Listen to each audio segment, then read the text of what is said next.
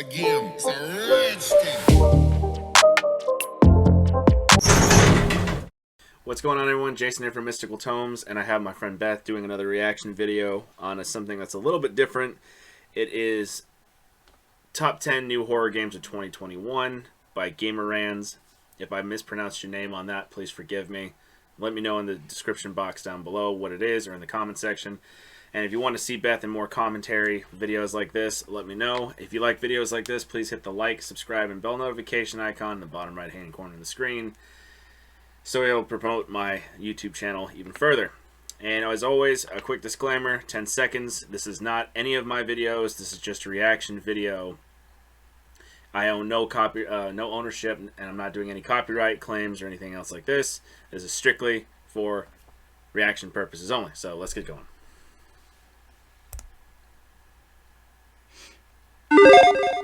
2020 was a scary year, but 2021 is going to be scarier, at least for video games. Hi folks, it's Falcon, and today on Gameranx, the top 10 new horror games of 2021. Starting off at number 10, it's Returnal, a third-person shooter within the framework of a science fiction psychological horror story, where you are stuck in a time loop, repeatedly traversing a world that more or less seems to have a cosmic horror thing going on. What's interesting is this uses a time loop to create a sort of roguelike situation in which the world and all of the things in it develop based on events. You have to essentially face cosmic horror with high-tech weapons, dealing with both visions and entities that are trying to end you. Returnal is a PlayStation 5 exclusive. It'll be landing on March 19th, 2021.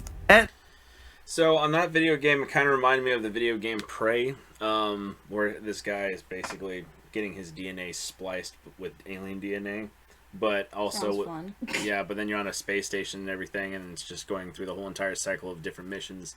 And as for the whole cosmic horror things, it also reminds me of Bloodborne, when you have to go against those like Cthulhu, H.P. Lovecraft kind of monsters. So I kind of saw that and I was like, that's kind of cool. Yeah, but the graphics look great. The graphics do look great, yeah. and gameplay looked pretty smooth. It didn't look like there was any lagging. Frame rate was good.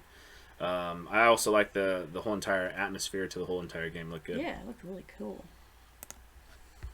At number 9 is The Medium, a game that I think does something pretty interesting in terms of the actual mechanics of the game. You control a character that exists in two different realms, the real world and the spirit world, and all of your moves are the same in either. However, obviously there are different things in both. So on a split screen, you'll be moving around in both worlds, and you'll need to do things in one world that affect the other to continue your progress. There's a pretty fair amount of influence from Silent Hill, not just in the idea that there's two worlds, but in the sort of perspective that the camera seems to move around in, as well as the fact that Silent Hill's composer, Akira Yamamoto, is doing the music. But I think this is actually one of the more interesting ideas for a game that doesn't just try to scare you with an interesting story and aesthetics. It's also pretty specifically trying to introduce a mechanic that, for all intents and purposes, can be pretty novel and interesting. The Medium is an Xbox Series X and Microsoft Windows exclusive. It comes out January 28th. At number 8 is Sons of the Forest, a survival horror. Yeah, on that other one looked pretty good. Yeah. Has some pretty scary looking things in it. Yeah, I mean, it did have a Silent Hill vibe to it, I guess, if you want to go with that kind of direction of it, I guess, if you want to go with that. But at the same time, it was its own unique game, I guess you want to go with that. It had the composer for Silent Hill, which is great. I don't know if you've ever played any Silent Hill games. No, can't say I have. Okay, I'll bust out the PlayStation 2 later. It's just the controls are really wonky. Like if you move in a certain way, your character will go the opposite way. So it's really weird. And when you see all the different creatures in Silent Hill, it is also kind of unique. But this actually is really cool. I like The Medium. I'll show you the trailer later. We'll probably do another trailer reaction later. And yeah, and then Sons of the Forest. I haven't seen this trailer yet, but this looks amazing already. Because if you ever see me play in the living room, I play the forest a lot. That big house I was building. Yeah. That's the forest. So this is like the sequel to that. Oh. Yeah. So that's cool. Hopefully they have different horror demons. game intended to expand upon the world introduced to us in the forest. If you recall the original game, you're essentially surviving after a plane crash where these absolutely horrible cannibals that you more or less have to deal with. The difference in this second game is that it appears that everybody is sent in with the intent to hunt. There is still a crash, and you are still off guard. However, you're a little bit more prepared for actually taking on mutants. When the forest... So in the first one, you get in a plane crash, and you see like a red, real red cannibal. He looks like he's just painted in blood head to toe, and he takes your son off, and you don't know what happens to him. And then this is the sequel, You're the Son, and he remembers everything. So when you're the dad, you don't have shit. You have a little frickin' hatchet, and then you go through caves, and then when you do it online, you play as a multiplayer, and so you actually have to fight the cannibals, and you also have to fight demons. They're all these fleshy sauropod, mutated, like melded human being corpses. Everything is weird, and they make the most god awful sounds. I'm like, great. So yeah, but when you see it, and this looks a lot better. I hope they change the design of some of the cannibals though. Yeah. Came out in 2014. It was pretty much a landmark survival game. It did a lot with story that survival games frankly just don't, but mechanically it's also among the best. This sequel looks like they have done a lot more with it, and I'm quite interested to see exactly how it lands. We don't have an exact date, but it is announced for a 2021 release. At number 7 is the System Shock remake, which, very interestingly enough, the development team has developers from Fallout New Vegas, Mass Effect, and I would say most importantly, BioShock, all games that you... I'm not gonna lie, I almost jump when I saw that guy right there. I low-key almost doing one of those things. I was like, come on. What the heck is that? I mean, if you saw that, he has no eyelids. His eyes are bulging out of him, and you just saw that, you're like, oh god. But yeah, it's gonna be good. Mm-hmm. Can actually feel the System Shock influence on, as well as bringing various developers who worked on System Shock 1 to collaborate as well. This has really been a passion project of Night Dive Studios if you've paid attention to the development of it. It hasn't been an easy road for them. It's been one of those projects that has expanded in scope and was originally Kickstarter funded and required more money to do on the level that they were doing it on. But at the same time, it's been a project that it's hard to argue that anything other than fans of the series would really want to do. And again, bringing in developers from all those different franchises, which I think are kind of clearly influenced by System Shock, is an indication that they're going to be going the right direction. They've tried to do things like refresh some of the gameplay elements that haven't aged. It looks a lot like it's from Tron, but with 0G though. But this looks amazing and does look like Tron. It does, but with 0G. And when he was shooting that guy's limbs off, it reminded me of Dead Space because you have to shoot the necromorphs' legs and arms off because their bodies are bullet resistant. You won't kill them. You cut their heads off, you cut their arms and legs off. That's the only way to do it. The bodies won't, the torsos won't die. That's terrifying. Aged well, as well as obviously bring next generation graphics to the series. I'm excited to play this game. I remember System Shock. Part of the reason I probably wouldn't want to go through it now is, again, some of those elements haven't aged that great. So assuming they don't screw anything up, I think it's actually potentially the best version of this game. Now, we don't have an exact release date, but 2021 is apparently when we're going to be seeing it, and we will be keeping our eyes open. At number 6 is Scorn, a Tool album cover. Oh, yeah. You're not squeamish, are you? Okay, never mind. Come to life. Scorn takes place in a techno-organic structure which has either been built or grown or both, and presents us with a world where organic things do all of the same stuff as mechanical things. The game is intended to just throw you into a world and not give you a lot of context so that you have to spend time figuring out what on earth is even going on. I think it's a very interesting looking game, but I also think due to the kind of lack of information that they've put out, has a kind of resemblance to Agony, which if you recall was pretty mysterious up until release and then was kind of just a little bit too generic to be good. Now that isn't necessarily what this is, but in terms of things I'm looking out for is how much is it like that? Hopefully not much. Scorn is coming out to... Yeah, so in that one, like I was telling you, on the last attempt when I didn't record this video, this trailer is really weird, and I'll show you the Scorn gameplay for it so you can do a reaction video with me, because it's basically just going to be your reaction, and it's going to be hysterical. Thanks. You're welcome. Looks disgusting. to Xbox Series They see the X and monsters in it, Microsoft it's Windows worse. sometime this year. At number 5 is Unholy, a game that seems to really do something weird. You are a mother looking for her abducted child, but you're doing it in the last city on a dying planet, which is frankly full of terrors and ruled by a repressive regime with the ultimate goal of escaping. Now, this isn't a game where you're going to be blazing That helmet almost reminds me of the Lich King's helmet off of World of Warcraft. Only the difference is he has spikes going straight up, not gradually coming out of his helm. It looks almost identical to it. So if that was going to be an Easter egg or anything, I would love to see that happen. I got the Lich King's helmet, but I digress. But yeah, no, this actually looks really good. It also has a HP Lovecraft way feel to through it. hell with a huge gun. Yeah, It's actually a stealth game, and I think potentially is a lot scarier for that reason. On top of that, the city itself is truly a nightmarish. I'm actually gonna laugh if I have enough money later down the road if I buy a Oculus Rift headset. So I literally just take my hat off and I will literally put the thing on, and it has two 480p screens like right here above the eyes, and I put my Bose headset on, or I get a new headset, and so all I'm hearing and seeing is this game as I'm playing it in first person. I'll scream. It's fine. I'm man enough to admit I'll scream like a girl. That's fine. Looking place That'll be that's funny split as into hell. various Yeah. social case, which you can actually impersonate, which sounds like a lot of interesting potential in terms of Right. stealth gameplay. Unholy makes its way to PC sometime this year. At Did a number very well 4, job it's on that. They did a Ghostwire very good Tokyo, job on that. a first-person action-adventure game with psychic and paranormal abilities, in which spirits have invaded Tokyo, while all of the citizens of the city have also totally disappeared, and you have to fight them. The developers call the combat in this game karate meets magic, and the gentleman working on the combat team heading it is Shinichiro Hara, who was the one who worked on the combat for 2016's Doom. And The combat for 2016's Doom was on a whole other level. I showed you that trailer off TikTok, I believe, where it says you don't mess with a Doom Slayer. Yeah. You probably did that one.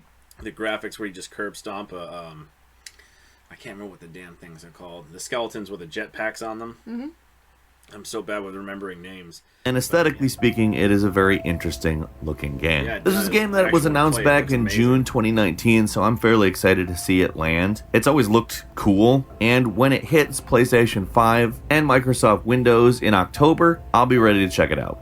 At number 3 is Little Nightmares 2, a So in Little Nightmares 1, you start out and you're this little boy or girl that's in a yellow trench coat, and you're having to go against these I really don't know how to describe them. They're like these nightmarish humanoid creatures that you're that small, and then when you see them go into frame, you're like, they gradually like you shrink, and then you see them in the horrible camera angle. So you're probably like that big, and then adults are this big, and they're trying to eat you. So, like, giants? No, you're a child, and they're morbidly obese people on there. But yeah, if you see that, it's just like you see that get video game, and it's just like, what the hell's going on? And then you have to face the lady with the white mask, or the white lady. And this one, I have no idea what it's about, because at the end of the game, I thought it was just over and done with. But now they have part 2, so I was like, okay. intends to scare you. It is a continuation of the original game's story, which is about a 9-year-old girl who has to sneak around in this massive underwater submarine with a lighter trying to escape. Little Nightmares 2 is about getting through the Pale City to eventually beat the Thin Man who is controlling the city from a signal tower, which is using television to control the populace. Little Nightmares features a new character, necessitating teamwork, and in truth, I'm really excited for this game because the amount of suspense that the first generated aesthetically, as well as giving you at least a decent puzzle platforming experience, this sequel is an opportunity to build on the decent mechanics but amazing world building of the first. Little Nightmares 2 is landing on Nintendo Switch, PS4, PS5, Xbox One, Xbox Series X, and Microsoft Windows on February 11th. At number 2 is the Outlast Trials, the prequel to the other 2 games in the Outlast series, in which you play as a test subject. He's got the big black leather glove. Yeah, anytime, Oh, no. anytime, I'm not gonna joke. Anytime you see a doctor and they pull on those nitrile or however you want to pronounce it, and they pull those gloves on, you hear it just go shh, like that, and it snaps. I get scared. After MEPS and after you hear, like, it's always an old doctor. Doesn't matter what his ethnicity is. I had an old Asian doctor, and no matter who you talk to about this, it's always an old doctor with ice cold hands through the gloves. And it's just like, man. So anytime I see a doctor pull gloves on any length, I'm like, no, you got me. I was here for a shot. I don't know why you're putting gloves on. And it's like, no. You wouldn't have liked my one Halloween costume. Oh yeah, no, I'm good. I played a mad scientist. Had really long black rubber gloves. I put the gloves on, pulled it, and let it go, and it snapped. My dog ran away. Yeah, no, it hid under the bed. In a Cold War experiment. Now, on Outlast, it was terrifying because you're a paranormal investigator, and then you find out this haunted asylum is being basically occupied by this really weird organization, and they're messing with powers that aren't supposed to be messed with. And sounds typical. That sounds right. Well, that's why, you know. And then so you're gonna sit there and you find out that you have, like, you're using your camera, your camcorder in your right hand or your left hand or whatnot, and then you're seeing these grotesque, like, humans that are, like, flayed or they're malnourished, and they're super strong. They can throw a man around like a rag doll. And then you have these big guys that look like ogres that don't have any teeth or any lips. And then they just come at you for no reason, and you got to do some parkour BS up a frickin' air conditioning chute. Not like they couldn't tear it off to begin with, but apparently they can't follow you in there. So it's just a bunch of cat and mouse game. Fun. So if you like screaming your butt off and crying a little bit like I did, because I got it for a Christmas gift. I got all 3 games. I cried. They're terrifying. I'm like, no, man, I'm good.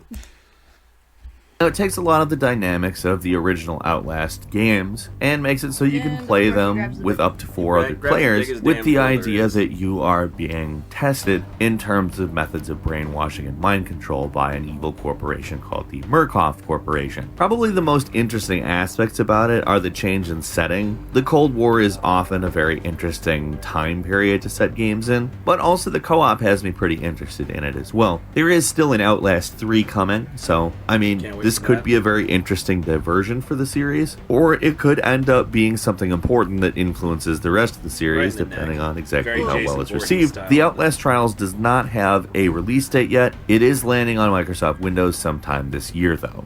And finally, at number 1 is Resident Evil Village.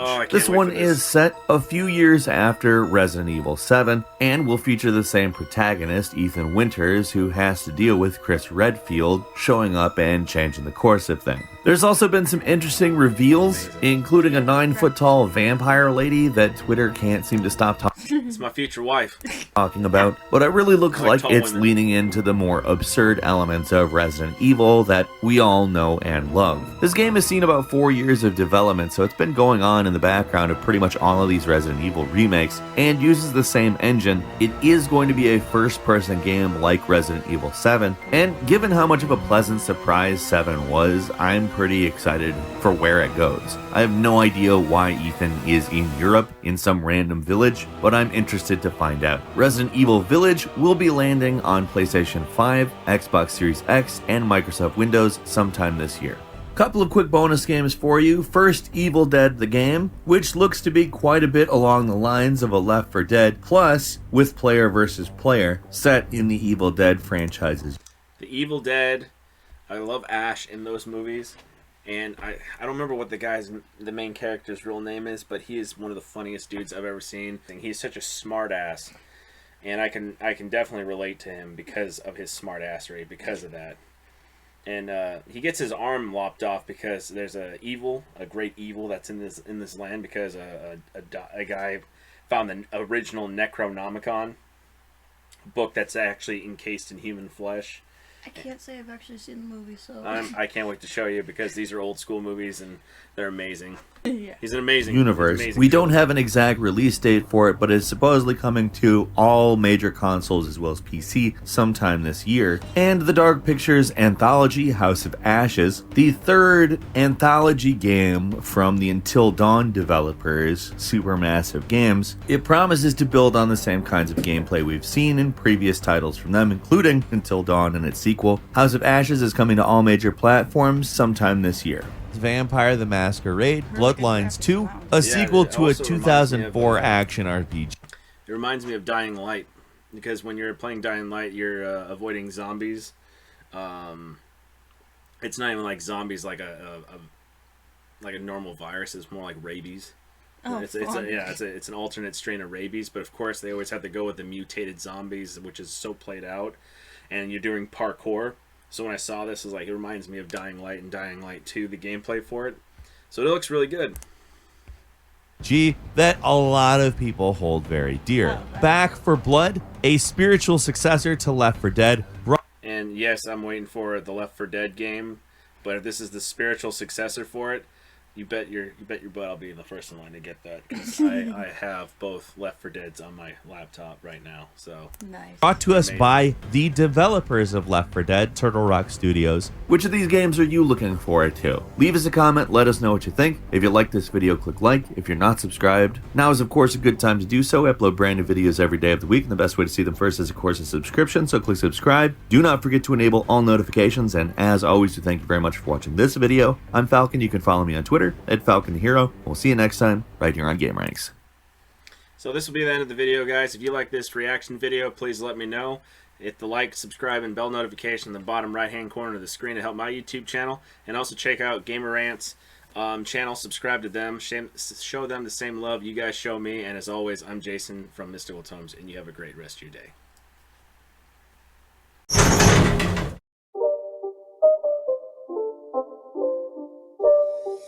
It's not a game, it's a rich thing.